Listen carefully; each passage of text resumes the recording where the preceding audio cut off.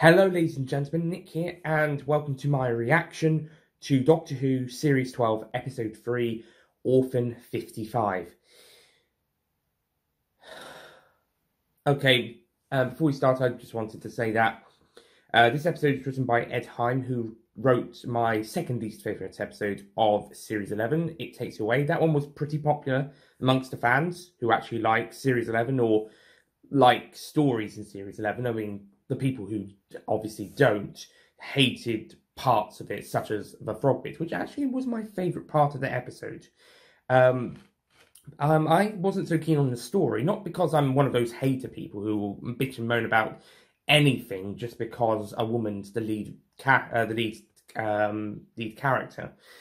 No, my problems were I just didn't get into it. Didn't really enjoy it. Didn't really like the story that much. I mean, I give it a 7 out of 10 on the review, but like Sanger Conundrum and the rankings in the UK and Battle Ransom of Colossus, which are all the 7 out of 10 ones, they might need to get lower scores. I'm thinking of re-reviewing series 10 and 11, seasons 36, 37, after reviewing seasons 1 to 26 and series 1 to 9, or seasons 1 to 36, 35. After doing those, but yeah, if I do those re-reviews, then those ones are definitely going down a little bit. But yeah, It Takes You Away. It wasn't the most fun story, it wasn't the most enjoyable, and also I wasn't really keen on how it did a change in story, because it starts out, it's presenting itself like a horror mystery, but then goes very sci-fi with the gap between the two worlds and the other world, the Solatrix world. And you know, that would have been a good twist maybe halfway through the episode, or like with the Witchfinders, 2/3 into the episode. But it didn't. I think it came about a third in. But it didn't feel like a big reveal. It just felt like, oh. And yeah, it didn't quite, well, the bit of the dad faking the whole monster stuff, and then I think maybe closer to halfway was the reveal of the other universe, and then it just felt like a completely different story. So, yeah, I wasn't particularly keen on that story as a whole. You can check out my review of it on the Universal's channel. However, I wasn't particularly keen on that episode, and I wasn't extremely excited for Ed Heim to return, unlike with Vijay Patel, who wrote Demons of the Punjab, and Pete Mateague, who wrote Kurabam, the latter of whom is writing the Jadoon episode, so I'm very looking forward to that. But unlike those two, who did great scripts, especially Vijay, who did a fantastic script for Series 11, I wasn't so excited for Ed Heim coming back. But with me, I would give it the chance. However, with Ed Heim, his script for Series 12 might even be worse than his Series 11 script. For starters, before we start, the whole political message about the climate change, war, mass immigration, it's all the problems that are going to cause Earth to go from what we have it as now to what it's depicted in this episode as Orphan 55 turns out to be Earth. Orphan 55 is a planet that turns out to be Earth, a planet that's no longer habitable. And yeah, the whole political message about what the human race can do that would lead Earth to pretty much ending up like how we see it in this episode. Yeah, that is a good message. That is a good message. But the way it's presented is all over the place. So I can understand where Ed Heim's coming from with the message. He's got a point, and he wants to tell that the people before things get any worse.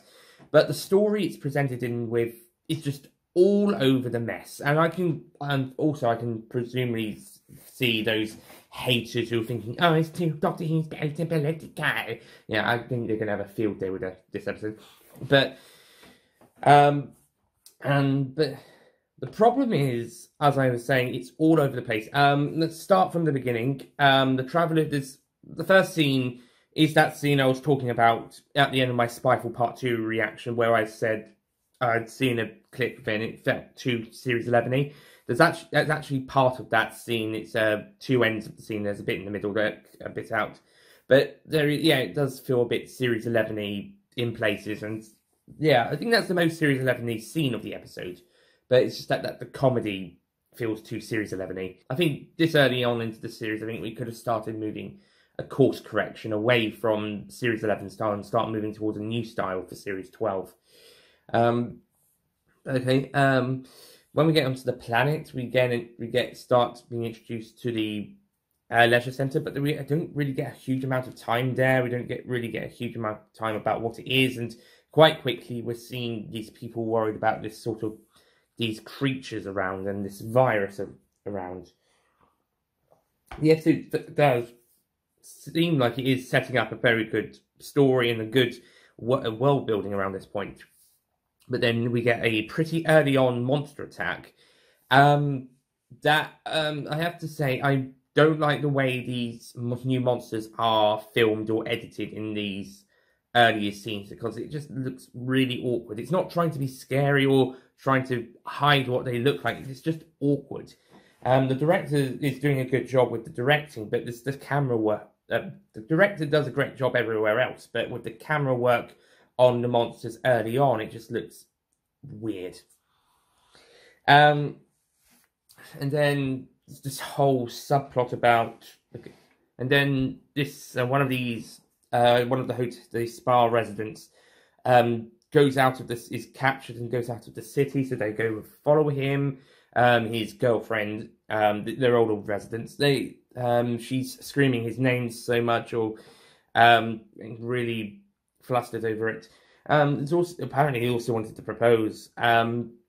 Yeah, that's something that was set up a little earlier on, but doesn't really get paid off that well until about halfway through, I think.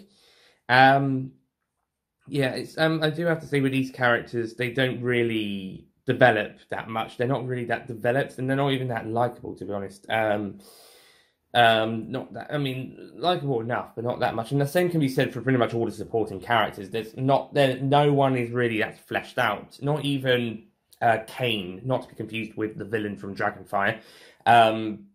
She is probably the most notable supporting character. But there's apparently this whole stuff with her and her husband and daughter. The daughter, which comes, the daughter, in fact, comes back here and tries to sabotage her mother's efforts because she hates her. Even though the mother was doing this all for her, and she didn't mention it. But this whole family drama thing that actually comes out of nowhere, to be honest. That Bella, the character Bella, Ryan meets and has a bit of a flirt with. She just reveals that she's Kane's daughter and tries to kill her or just ruin her just out of nowhere. It just comes out of nowhere. You didn't need it. You've got plenty on your plate. Ed, don't eat too much at the same time. You've already wasted two older people, Benny and, well, I can't remember her name, but she hangs around with Yaz quite a lot. You wasted that. I think, is it a cat-like creature? You wasted that cat-like creature, spa runner lady. You just kill her off. You kill the other soldier guy off. He didn't really contribute much. And you've also got James Buckby from The Inbetweeners, and also the boy who played Roger in the recent His Dark Materials series. They're in it as a father and son. And again, we've got some father and son drama between the two, but it's not that there isn't a huge amount. It doesn't really like the conflicts that natural. In fact, the mother-daughter conflict between Kane and Bella feels a bit more natural. And even then, you could have lost it. So I think maybe if there was a bit more drama between those two, maybe the conflict later on would make sense. But otherwise, don't bother. Not saying it has to be a perfect relationship, but it doesn't have to be so conflicted if you're not going to set it up sooner. Yeah. Just feel that those characters felt a bit wasted as well. Thankfully, the actors did a great job in their roles across all the supporting characters, but the characters all felt wasted. Even Kane, who has quite a bit to do. So yeah, and not to mention that the episode does, like I said, it starts off, it does what it takes you away. Not to mention the episode does what it takes you away did, where it starts with, you think it's a story about a quality spa with these monsters attacking it at some point, but then it turns out, it's a quality spa built on a Orphan's planet. And this Orphan planet has these creatures that somehow actually survived whatever happened and can now inhabit this planet. And are trying to get into the spa. And then it turns out it's Earth. Brilliant. Yeah.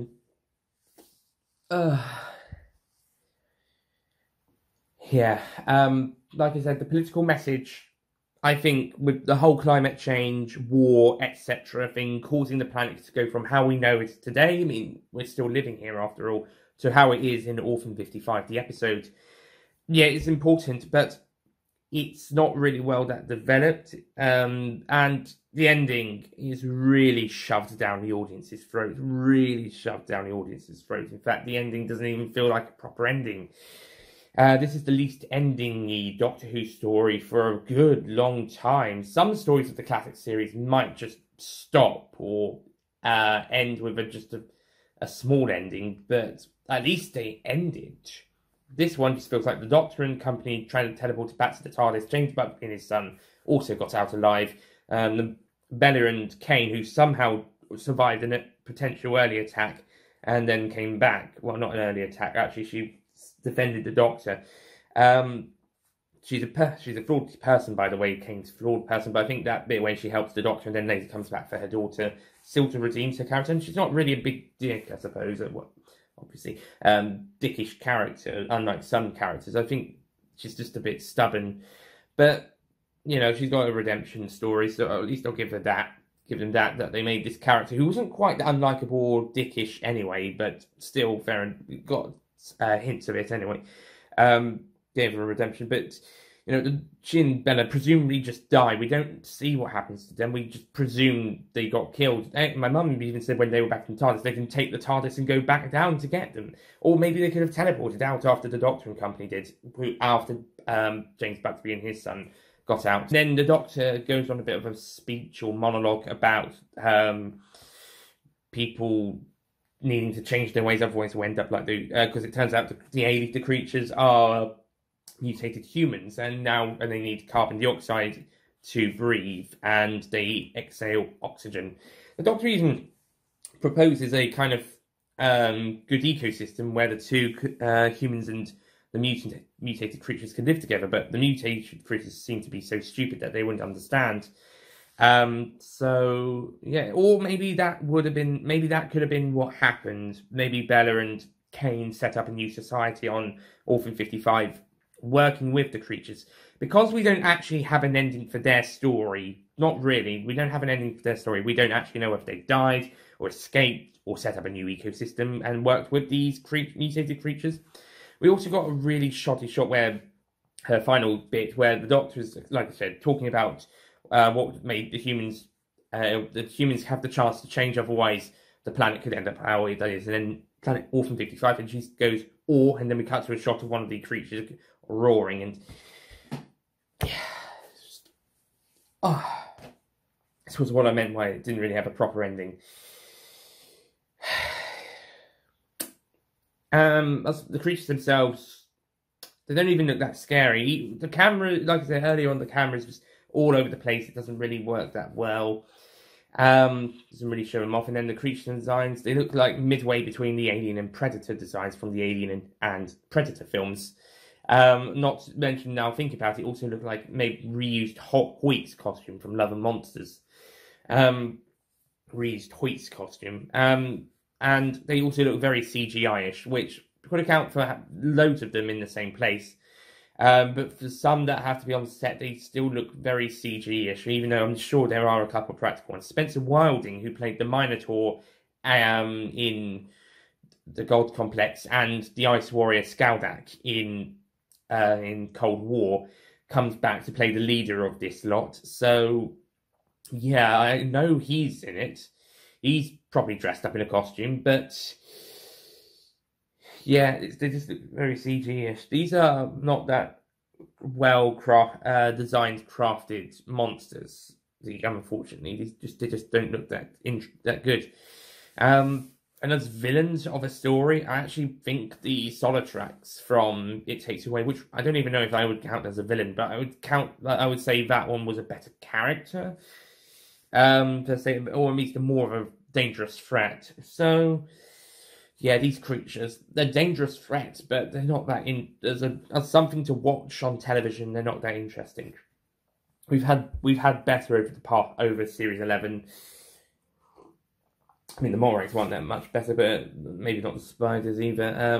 But the Pating was at least the more dangerous because they were on a spaceship and it eats metal. And Tim Shaw was also pretty threatening. And Series 11 is a bad example. Series 11 had pretty weak monsters for the runtime, and for the most part, the writers might be running out of ideas when it comes to new monsters in this era. If anything, if this story in Series 11 are anything to go by, whilst the returning monsters have done really well. So, yeah, we'll see how it goes.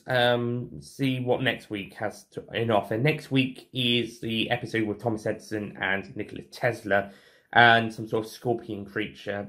So we'll see how that's handled. I'll be reviewing Spyfall Parts 1 and 2 as a whole. At time of recording this reaction, maybe later, maybe tomorrow, maybe Wednesday. And then I'm going to rewatch those episodes later, and then I'll rewatch Orphan 55 later in the week and do a proper review of that. And then episode 4, which is Nikola Tesla's Night of Terror, will be a Universal's review. But the reaction will be on this channel, so look out for that. But okay, Orphan 55. In short,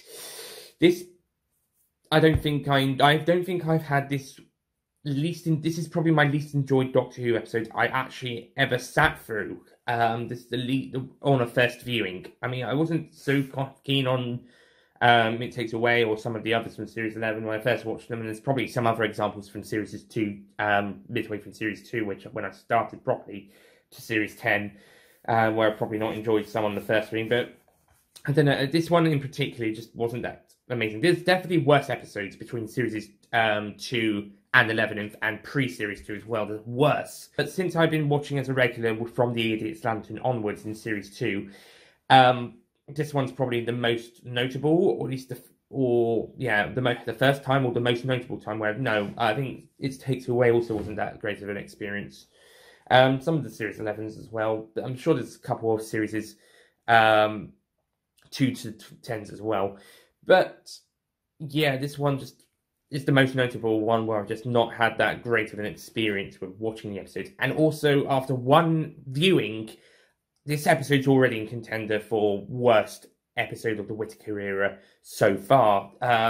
Possibly even worse than Saranga. Like I said, I'm going to lower that one's score. I'm going to lower some of the other ones' scores on a later viewing. But this one certainly is low enough to be potential worst episode of the Whittaker era, and possibly it's already 3 episodes into 2020, and possibly the contender for the worst episode of the decade at the moment. I mean, like I said, it's only just started, but it depends on what we get late in the following 9 years, and also whatever comes out later. But it depends what else we get later this year and in the following 9 years.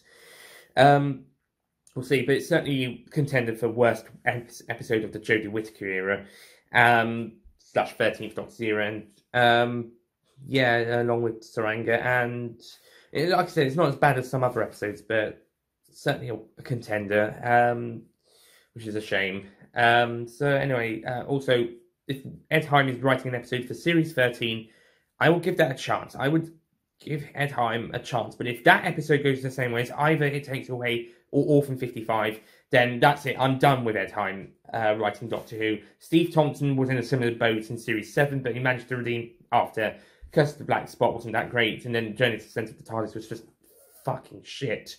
But he redeemed himself with Series 8's, in Series 6 and 7, but he redeemed himself with Series 8's Time Heist, although that was co-written by Stephen Moffat, so maybe he had some help. But, that story was actually pretty good. So Steve Thompson redeemed himself, and also he's great at writing Sherlock. But with Ed Heim, if it's the same as Steve Thompson, maybe his third episode will be fine. But if it goes the same way as either of these two, then I do not want him back after Series 13. If he's writing to Series 13 or whenever his third episode is going to be, I don't want, if that third episode goes the same way as his first two, then I do not want him back for a fourth.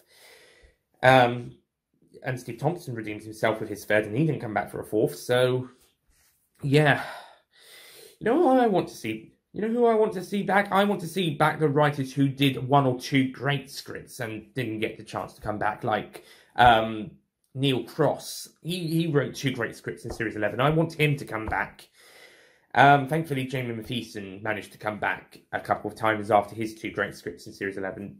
Thank God. But yeah, let's hope Vijay Patel and Pete McTeague are better this series, and they were great in Series 11, so let's hope their Series 12 scripts are at least as good as their Series 11 scripts, which will be pretty high in Vijay Patel's case, but, you know, even if it's not quite as good, hopefully good enough, which is more than I can say for Ed Heim.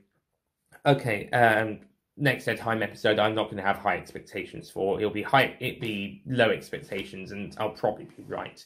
And if so, then I will not be very excited for any others. And if so, then I'll be even less excited for any others.